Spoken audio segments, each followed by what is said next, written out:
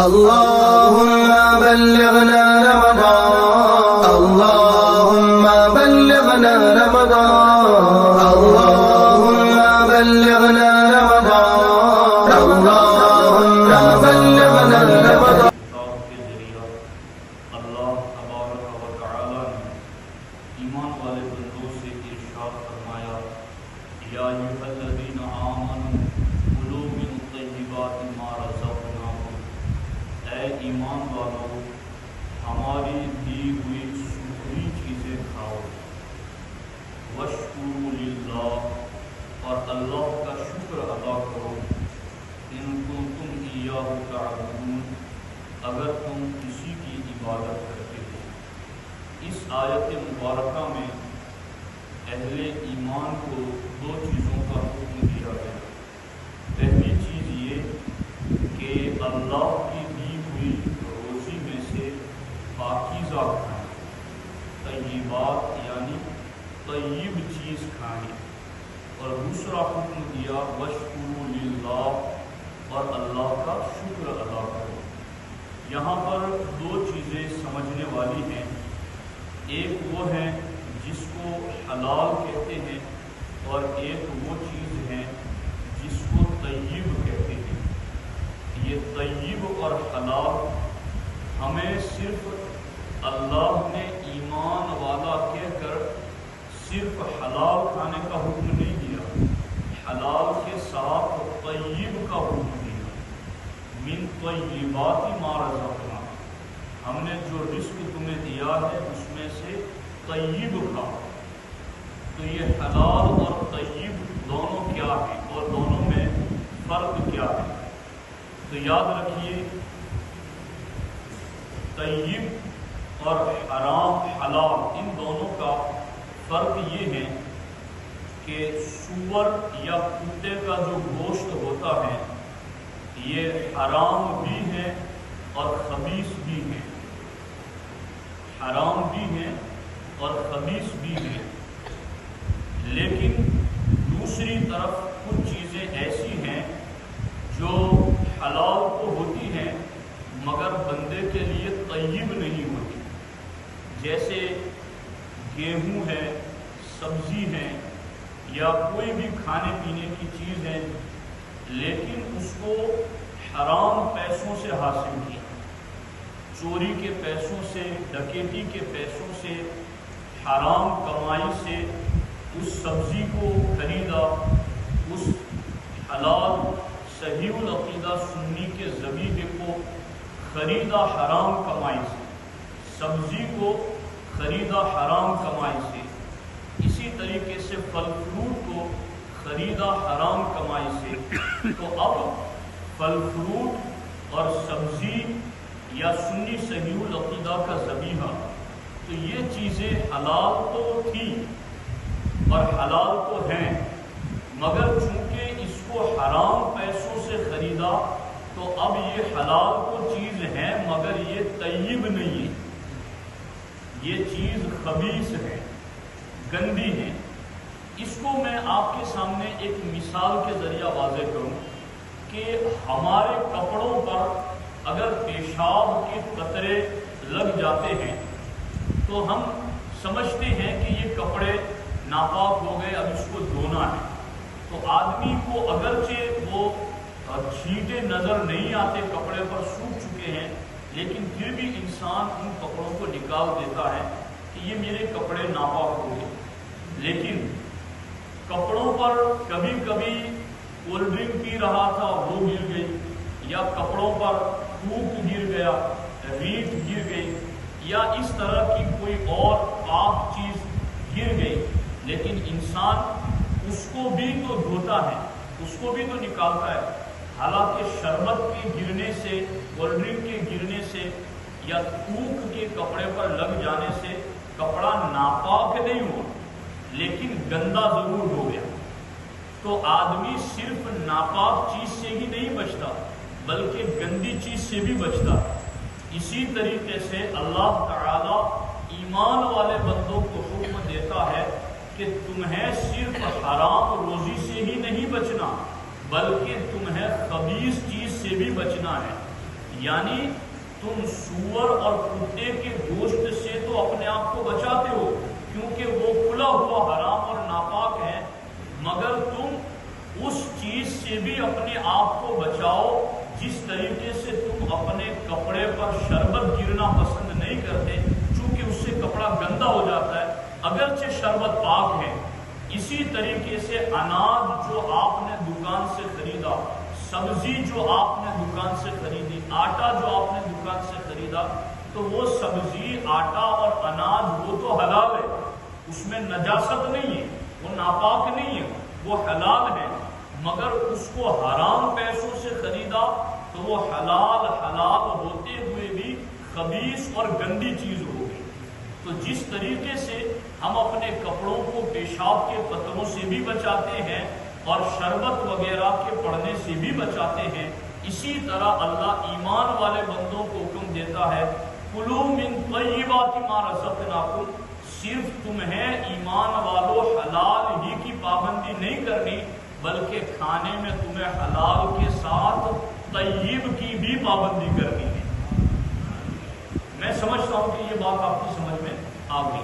اب میں اس کے دوسرے جز کی طرف بڑھتا ہوں کہ اللہ تعالیٰ نے یہ بعض جانوروں کا گوشت حرام کر دیا ہے، جیسے سور ہیں، کتا ہے، شیر ہیں، لومڑی ہیں، اس طرح کے کئی جانوروں کے گوشت اللہ تعالیٰ نے ایمان والوں پر حرام کر دیے ہیں۔ اس کی وجہ کیا ہے؟ ایسا کیوں ہے کہ ان کا گوشت حرام، ان کا گوشت حلال؟ تو حضور صدر الشریعہ علیہ رحمہ بہار شریعت کے حصہ نمبر 15 میں ارشاد فرماتے ہیں کہ گوشت یا جو کچھ غذا کھائی جاتی ہے وہ جزو بدن ہو جاتی ہے، یعنی آدمی جو چیز کھاتا ہے تو ایسا نہیں ہے کہ وہ کھانے کے بعد ہضم ہو کر نکل جاتی ہے، بلکہ وہ چیز انسان کے جسم کا حصہ بنتی ہے۔ جو کھاتا ہے وہ چیز انسان کے جسم کا حصہ بنتی ہے، اور پھر وہ جب جسم کا حصہ بنتی ہے تو اس کے اثرات بھی ظاہر ہوتے ہیں، اس کے اثرات بھی ظاہر ہوتے ہیں۔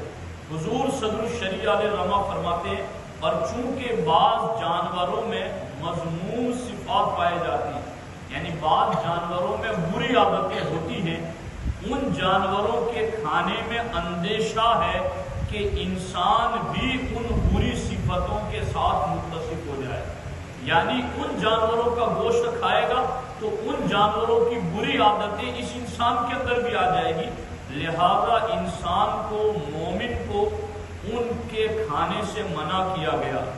اب دیکھو آپ یہاں پر کہ اگر کوئی سور کا گوشت کھائے گا تو بظاہر تو آدمی یہ سمجھتا ہے کہ پیٹ تو جس طرح بکرے کا گوشت کھانے سے بھرا، اس کا بھی بھر گیا، کیا فرق پڑ گیا؟ لیکن شریعت کہتی ہے کہ فرق یہ پڑے گا کہ وہ گوشت تمہارے جسم کا حصہ بنے گا، اور اس جانور کی بری عادت ہے ہوس پرستی، نفس پرستی، تو اب وہ اثر دکھائے گا وہ گوشت اور تم بھی ہوس پرست بن جاؤ گے۔ کتے کا گوشت کھاؤ گے تو وہ جسم کا حصہ بنے گا، اور پھر آگے اس گوشت کا اثر یہ ظاہر ہوگا کہ کتے کی طرح تم بھی حریص اور لالچی بن جاؤ گے۔ شیر، چیتے کا گوشت کھاؤ گے تو تم بھی ظالم اور خونخوار بن جاؤ گے۔ تو اللہ تبارک و تعالیٰ نے ان چیزوں کا کھانا اس لیے حرام کیا ہے کہ جب وہ چیزیں تم کھاؤ گے تو وہ جسم کا حصہ بنے گی اور پھر اس کے اثرات ظاہر ہوں گے۔ اللہ دنیا کے اندر اپنے ایمان والے بندوں کو کیسا آئیڈیل بنا کر دنیا کے سامنے پیش کرنا چاہتا ہے، اے میرے بندو تم ایسی حرام اور خبیث چیز کھاؤ ہی نہیں تاکہ تمہارا جسم بھی ستھرا رہے، تمہاری روح بھی پاکیزہ رہے، تمہاری سوچ اور فکر بھی نیکی کی طرف مائل رہے۔ اس لیے اللہ نے ایمان والے بندوں کو صرف حلال کا پابند نہیں کیا، حلال کے ساتھ طیب کا پابند کیا۔ اب میں اس پر صرف ایک واقعہ عرض کر کے، وقت رہتا ہے تو پھر وہ دوسری بات عرض کروں گا، بڑی دلچسپ بات، دھیان سے سننا۔ حضرت سیدنا بہلول دانا رحمۃ اللہ تعالیٰ اور حضرت سیدنا جنید بغدادی رضی اللہ تعالیٰ عنہ، بہلول کو لوگ سمجھتے تھے یہ دیوانہ ہے، مگر تاریخ نے انہیں لکھا کہ وہ تو دانا تھے، عقل مند تھے وہ تو۔ حضرت جنید بغدادی رضی اللہ تعالیٰ عنہ جو اپنے وقت کے جید عالم دین، محدث اور فقیہ تھے، انہوں نے ایک مرتبہ اپنے کچھ مریدوں سے کہا کہ ذرا لوگوں سے پوچھو کہ بہلول کہاں ملیں گے، مجھے ان سے ملاقات کرنی ہے۔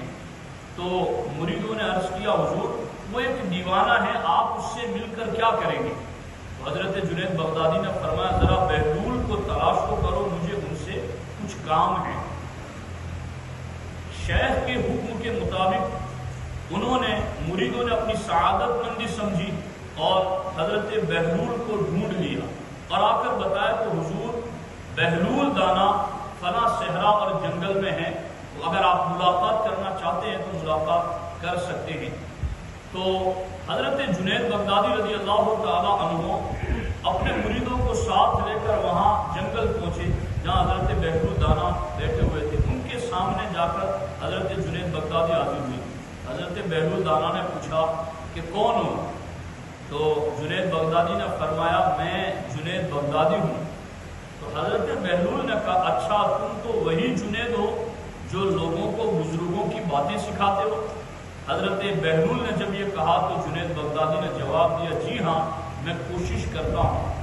بہلول دانا نے کہا اچھا تم اپنے کھانے کا طریقہ تو جانتے ہی ہوں گے کہ کھانے کا طریقہ کیا ہے، تو ذرا مجھے تمہارا کھانے کا جو طریقہ ہے وہ بتاؤ، غور کرنا۔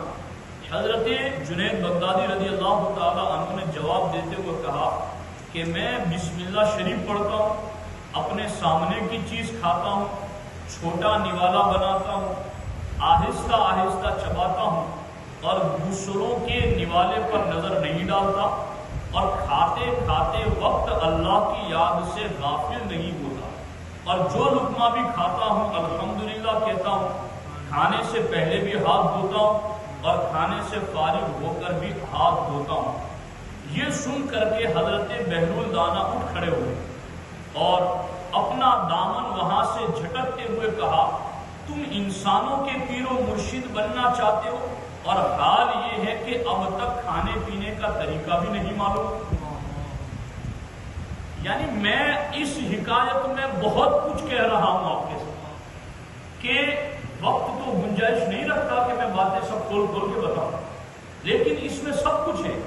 اب مجھ سے بھی اگر آپ پوچھیں کہ مولانا کھانے کا طریقہ کیا ہے تو میں وہی بتاؤں گا جو حضرت جنید بغدادی نے بتایا، آپ بھی وہی بتائیں گے اگر آپ سے کوئی پوچھے گا۔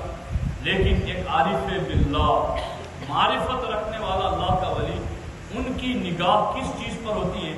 انہوں نے کہا کہ تم انسانوں کے پیر بنے ہوئے ہو اور تمہیں کھانے کا طریقہ بھی نہیں معلوم۔ یہ کہہ کر حضرت بہلول دانا نے دامن جھٹک دیا اور اٹھ کر چلنے لگے۔ تو شیخ جنید بغدادی کے مریدوں نے کہا حضرت ہم نہیں کہتے تھے کہ یہ دیوانہ شخص ہے، یعنی دیوانے کا مطلب وہ پاگل اور مجذوب قسم کا بندہ وہ کہنا چاہتے تھے کہ ہم نہیں کہتے تھے یہ دیوانہ شخص ہے۔ حضرت جنید نے فرمایا ہاں دیوانہ تو ہے لیکن اپنے کام کے لیے ہوشیاروں کے کان کاٹتا ہے، اس سے سچی بات سننا چاہیے۔ آؤ اس کے پیچھے چلتے ہیں پھر ان سے بات کرتے ہیں۔ جب آگے چلے تو حضرت جنید بغدادی رضی اللہ تعالیٰ عنہ نے ان کو ایک جگہ بیٹھا ہوا پایا، یہ سامنے جا کے بیٹھ گئے۔ حضرت بہلول نے پوچھا کون ہو؟ کہا میں حضرت جنید بغدادی ہوں۔ کہا وہی شخص ہو جسے کھانے کا طریقہ نہیں معلوم؟ انہوں نے کہا ہاں حضور مجھے کھانے کا طریقہ نہیں معلوم، آپ مجھے بتا دیں کہ کھانے کا طریقہ کیا ہے۔ علم والوں میں بھی یہ عاجزی ہونی چاہیے، انکساری ہونی چاہیے۔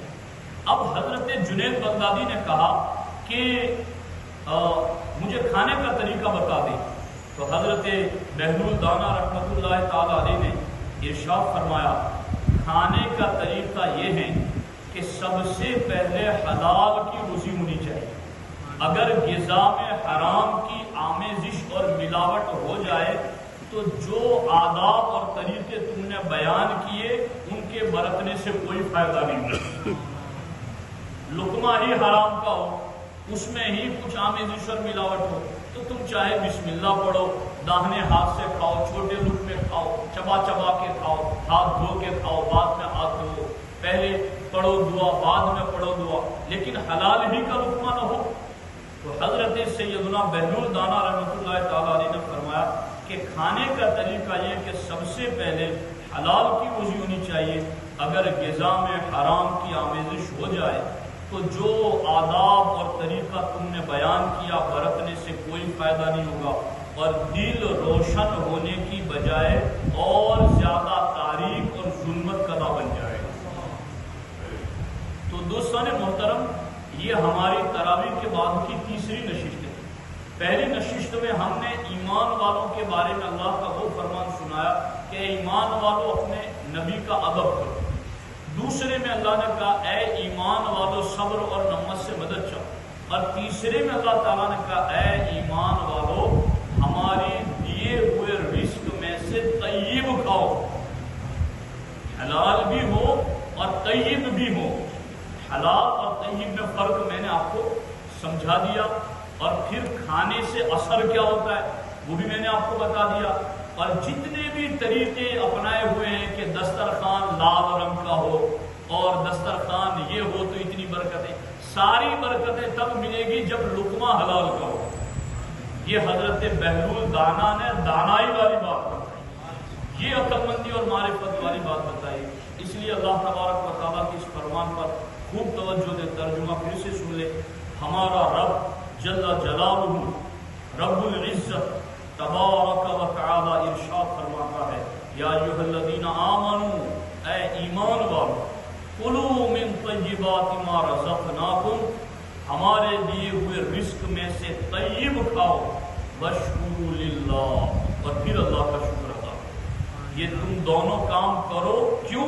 ان کنتم ایاہ تعبدون، کیونکہ تم اللہ کو معبود مانتے ہو، اس کو معبود مانتے ہو، اس کی عبادت کرتے ہو، تو پھر تم یہ دو کام کرو۔ اس کے اثرات یقیناً جو لوگ اس کی پابندی کرتے ہیں نا، واقعی میں ان کی روح، ان کا باطن، ان کی سوچ اور فکر بہت پاکیزہ ہو جاتی ہے۔